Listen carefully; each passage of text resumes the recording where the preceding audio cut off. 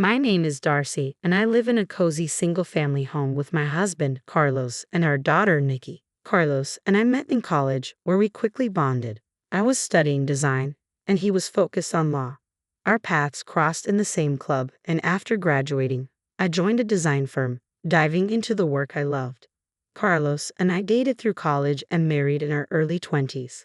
While I continued working during my early pregnancy, I chose to focus on raising Nikki once she was born, supported by Carlos and others who encouraged me to prioritize parenting. Now, I work from home, blending my passion for design with my role as a mom. Carlos passed the bar exam after college and is now a dedicated lawyer. Mommy, I'm going to play with my friends. Be back before dark, okay? Nikki's cheerful voice is a daily reminder of how blessed I am with my family. One day, while out shopping a bit farther from home, I spotted my mother-in-law, Christine, struggling with some heavy bags. I decided to approach her. Mother-in-law, what a surprise. I greeted with a smile. It had been a while since we last saw each other, and I was glad to run into her. Would you like to grab some tea? I'd love to, but I'm in a bit of a rush, Christine replied. Oh, I understand. No problem. Let's plan for tea another time. In the meantime, let me help you with these bags. They look quite heavy, I offered, sensing that she could use a hand. After a bit of persuading, I loaded her bags into my car. They were indeed heavy, and carrying them seemed like a challenge. Christine thanked me with a warm smile, and I felt reassured that my insistence had been welcomed. Plus, there was something important I had been wanting to discuss with her.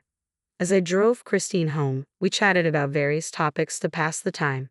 The drive to her in-laws' place takes about 3.5 hours, so we don't visit often. However, we do make a point to go for New Year's celebrations, so I'm familiar with the route. Didn't you have trouble carrying all these bags by yourself? I asked, bringing up something that had been on my mind. One of the bags contained groceries, while the other was filled with daily necessities and cosmetics that seemed more suited to a younger person than to Christine's usual preferences. Well, they're essentials. I ended up buying quite a bit, Christine replied, her expression looking a bit weary. I chose not to press further and continued driving us to her home. Darcy, thank you so much for your help. This is far enough. I can handle the bags from here. Oh, you don't have to, I protested. As Christine opened the front door, I placed the bags at the entrance. Just then, a harsh voice cut through the air. Finally, you're back. What took so long? The voice belonged to my sister-in-law, Katie. Her surprised tone and unfinished sentence made me pause in surprise. Katie's disheveled appearance and the phone she was holding only added to my unease. Christine looked flustered as she took in the scene. Sister-in-law, it's been a while. How are you? I greeted her, trying to sound upbeat. Fine, fine. It's been a while for you too, Katie replied with a quick, somewhat forced smile. I could tell she had just woken up.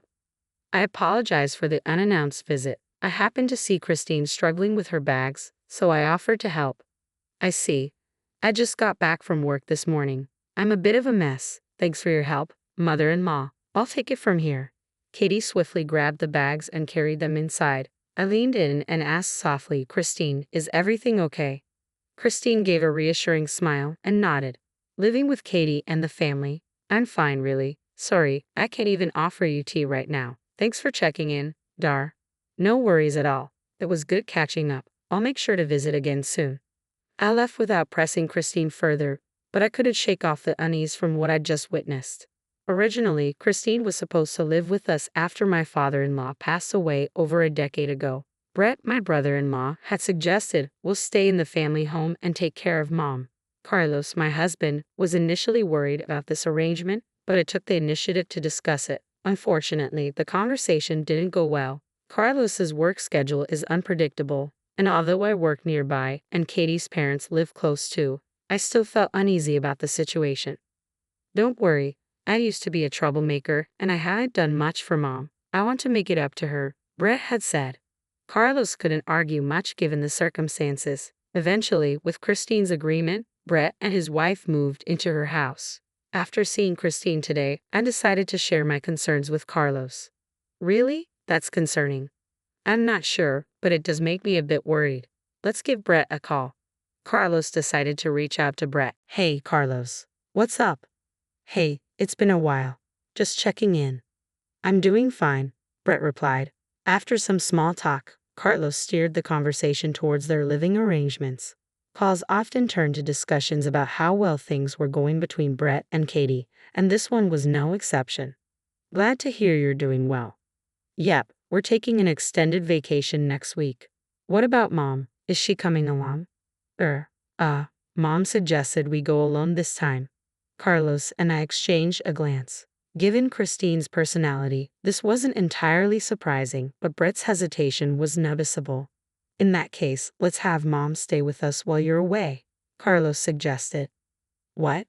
Brett's voice was full of surprise as Carlos spoke, and I looked up, curious. Carlos, who was smiling at me, gave a slight nod and continued, we haven't seen Mom in a while, and I think Nikki will be thrilled to have her here. I'll arrange things with her so it's all set. Hey, wait, Brett started to protest, but Carlos had already ended the call. He sighed deeply and looked at me with a serious expression. We had found an opportunity to discuss Christine's situation, and Carlos quickly finalized the details with Brett. I then coordinated with my mother-in-law, and she agreed to stay with us for about a week. Granny's coming today. Yes, isn't that exciting? Yeah, Nikki loves Granny. Nikki was thrilled about her grandmother's visit. A few days later, my mother-in-law arrived with just a few bags. As soon as she stepped inside, she seemed relieved and bowed her head. I'm sorry for intruding for a whole week. Don't worry about it. You're more than welcome here. Nikki has been looking forward to this, so please make yourself at home. And so, we spent the week together. However, from the very beginning, I felt uneasy about my mother-in-law's behavior. Before her arrival, I had cleared out the home office I used for work to make space for her. When I showed her the room, she immediately remarked, "Oh, you've gone to so much trouble. I'd be fine with just a corner." No need to worry. Please use the room as you like. I only use it for work, I insisted. Despite my assurances, she remained apologetic. With the kids out of school that day, I was planning to prepare lunch for us. But Christine kept insisting, let me cook. Can I use the fridge? Even though I wanted her to relax, she seemed determined to help with household chores. Thankfully, I managed to get her to relax in the living room, with Nikki keeping her company.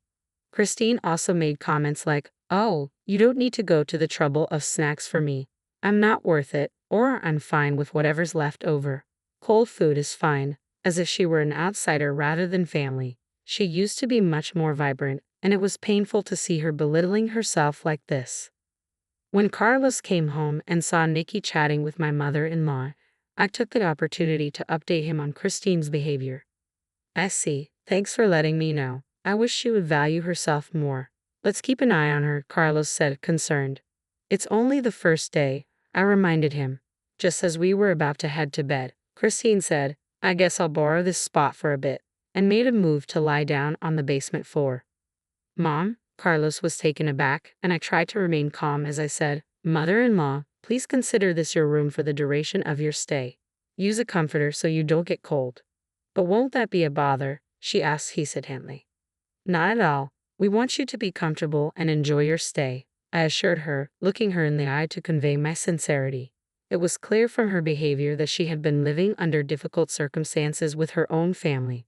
As I smiled warmly, Christine's eyes welled up with tears, and she finally broke down. It's been 10 years since I've slept in such a warm place. Thank you. What? My mind reeled from her words, and Carlos's voice dropped to a lower, more incredulous tone. Hey, Mom, tell us the truth. How are things with Brett and the others? How's life been for you? Christine gave a nervous chuckle before answering. Well, getting along might be stretching it, but I've had to make do. I mean, if they'd just left me behind. I couldn't imagine how to manage on my own at this stage in life. Gradually, my mother-in-law began to reveal the harsh reality of her situation, which was far worse than we had ever imagined. She was responsible for all the housework in her home, and whenever Katie was unhappy, she would raise her voice at her. All the shopping fell to Christine, who had to buy everything they needed. Moreover, she was shouldering most of the living expenses. It became clear that Brett and Katie had ulterior motives in suggesting that Christine move in. They were exploiting her finances. Christine would only eat after Katie and Brett had finished, often in the basement, which lacked heating and left her shivering during the winter. It's been so long since I've had a meal like this. I was always alone, you know, she said, tears welling up. Are you serious? I was stunned by her words. The basement had become a sort of norm for her at her previous home. Both Carlos and I were speechless. When Brett and Katie first moved in, they had been kind to her. Initially, Christine was happy about the arrangement, thinking it was a good idea to live with them. However, over time, their behavior had shifted dramatically. At first, Katie used to cook and Brett would help with other chores. "I'm so tired, Brett. You work so hard. Let me take care of things today." "You should rest," Katie would say. "Really? Thanks, Mom," Brett would reply. That was probably the start of it. My mother-in-law recounted, "I said I was really tired one day. 'Oh, sorry, Katie. I have plans with the neighbors today.' 'What? You're choosing them over me?' 'Oh, I apologize. That's selfish of me.' 'No, that's not it. Don't worry. I'll handle dinner when I get back.'" As time went on, their treatment of Christine changed gradually but noticeably. They began manipulating her more and more, and eventually she found herself doing nearly all the housework and covering most of the financial needs. Initially, Christine used what had been my father-in-law's study as her room. It was a well-furnished space with a bed and other amenities, and she was thrilled to have such a cherished room as her own. However, even this space wasn't immune to Katie's interference. One day, Katie suggested, "Let's renovate this old study." "Hold on, Katie. This was my husband's beloved study. Can we please leave it as it is?" "I'm just thinking about your well-being, mother-in-law." "Why are you making me out to be the villain?" "I'm sorry, but I prefer it as it is." "Really? This room is outdated. It's filled with junk and unsafe for you to sleep here. You should move to the basement." "What?"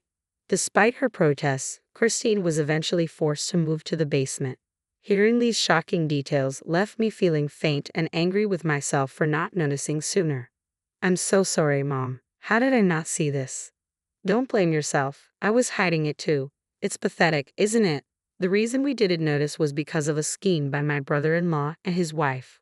Christine only had a room when relatives were visiting, and even then, it was bare, no bed, no furniture. If she spoke up, they threatened to demolish her study. They only showed kindness when there were witnesses. If we hadn't run into her that day, this might have gone on even longer." The realization and the shivers down my spine were overwhelming. I had always wanted to discuss this with Carlos, but the study and the house were full of memories with him. Tears streamed down Christine's face, and I couldn't hold back my own. Our precious mother-in-law had endured this for over a decade. I couldn't fathom the suffering she had been through. I couldn't understand how her own family could treat her this way. I hugged her tightly, feeling a surge of anger and sorrow. "Darcy, I'm sorry. I need to step out for a bit." After our emotional outpour, Carlos gently rubbed my back and spoke softly. "Don't worry, Darcy and Mom. I'll take care of this. Just look after Mom for now." I nodded in agreement. "Got it. Leave mother-in-law to me." Carlos gave Christine another comforting hug and stroked her back before turning to me. "Go teach those awful people a lesson," I said firmly. "Of course." Carlos chuckled softly, nodding before he left the house. Later, he called to let me know he wouldn't be back until the next evening. I shared the update with Christine, and we tried to lift our spirits with warm milk and lighthearted stories. Nikki, who had heard the commotion, looked worried but joined us. I want to replace some of the bad memories with happier ones. Normally, I'd remind Nikki not to stay up too late. But since tomorrow was a day off, we enjoyed chatting until we were ready for bed. "All right, that's enough for tonight, mother-in-law. How about we go shopping together tomorrow?" "Ha!" Christine looked surprised. "We can buy whatever you want and enjoy some delicious food. There's a cute dessert place Nikki loves. Let's spend a relaxing day together." Her eyes filled with tears again as she nodded, repeatedly saying, "Thank you, thank you." That night, we set up an air mattress in the living room and slept close together, with Christine in the middle. The next morning, Christine greeted us with the same warm smile she used to have when my father-in-law was alive. "Good morning." As promised, we spent a delightful day shopping and enjoying each other's company. In the evening, we received a message from Carlos saying he had returned home, so we headed back as well. Before entering the house, I took a moment to tell Christine, "Mother-in-law, we are on your side. Whatever's hurting you, you can let it out here. We'll always be here for you." "And me too. I'm on Granny's side as well." Christine nodded silently in response. "Welcome home. Sorry for leaving the house to you. We're back. Everything okay?" "Yeah, everything's fine here." Carlos greeted us with a warm smile. I had Nikki and Christine wait in my home office while I walked into the living room.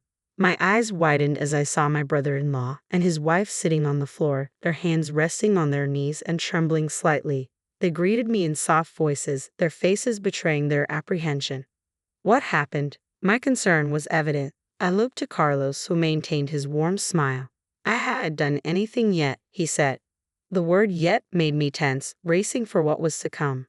Carlos cut straight to the point. Starting today, Mom will be living with us. I felt a wave of relief. Carlos continued speaking as I nodded in agreement. Brett, do you fully understand the impact of what you've done to Mom? And you too, Katie. Do you realize what you've done to someone else's mother in her own home? I can't say it's entirely your fault. We didn't notice it either. But you need to take responsibility for your actions. You're supposed to be mature adults, Carlos said passionately. It was the first time I'd seen the usually gentle and calm Carlos so angry. I don't like mixing work with family matters, but this time I'm speaking as Miss Christine's attorney, not as family. His voice was friendly but carried an icy undertone. My brother-in-law and his wife responded meekly, yes. After several hours of intense discussion and decision-making, it was concluded that my brother-in-law and his wife would no longer live with us. They were required to return all the money they had taken from Christine, plus additional compensation. Respecting Christine's attachment to her study and home, they were to move out immediately and were banned from ever entering her home again. Upon hearing this decision, Christine managed a troubled smile. So, we're family, right? Asking for damages seems a bit excessive, don't you think? Carlos replied firmly, no, this is more of a gesture from Brett to Miss Christine, isn't it? Brett nodded so vigorously that it was almost comical. Yes, I'm truly sorry for everything. Please accept this as a token of our regret, Brett said, looking thoroughly chastened. After the conversation, Carlos took a deep breath and turned to my mother-in-law. Please accept this, Mom. Let's put this behind us. Brett and his wife will remember their actions and ensure nothing like this happens again. Both Brett and Katie nodded silently. Carlos then added with a gentle smile, this will never happen again, right? Yes, never again. Absolutely, they replied in unison. With that, the conversation concluded. Within a few months, we received the damages arranged by Carlos from Brett and Katie. Although my mother-in-law wanted to give us the full amount as thanks for our support, we declined. She insisted on contributing a small portion each month for groceries, and we agreed, letting her keep the remainder for herself. Carlos, what exactly did you say to Brett and Katie that day? I asked him when we were alone, curious about the conversation. Carlos scratched his head, though it wasn't really itchy. Don't lose faith in me. Why would I? You stood up for my mother-in-law and made them regret their actions. Carlos explained. After hearing what happened, I reached out to Brett right away. It's unusual for me to get angry, but when I do, people say I can be quite intimidating. I think my call really shook them up. I demanded to know where he was, and despite his attempts to stay distant, I drove straight there. When I arrived, I confronted them both. I had trusted Brett with Mom, and I couldn't let this go. I didn't know all the details, but their fear told me it must have been quite frightening. As they were leaving, Brett and Katie bowed deeply, repeatedly apologizing. We're really sorry. Seeing my mother-in-law and Nikki happy made me feel relieved. Thank you, Carlos, for standing up for us. I'm grateful for your support. Carlos smiled and said, I'll continue to do my best for our family. I looked at my dependable husband and my mother-in-law who had chosen to rely on us. Even after everything, it's comforting to know we can still be a happy family. I'm determined to make up for the hardships by being a supportive daughter-in-law and doing my best in every way.